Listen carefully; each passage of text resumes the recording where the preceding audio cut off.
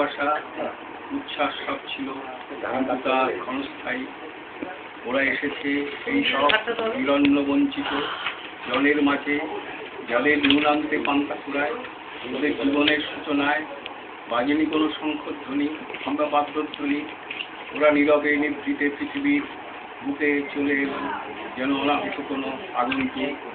অন্ধকার ঘরে ঘোষিত হয়ে গেল ওদের দূর বাস্তব অনভ্যুত পৃথিবীতে। ওরা শৈশবের স্নেহ আদর ভালোবাসা কোনোদিন পায়নি। জন্ম হয়েছে ওদের জনগণের সেবার জন্য।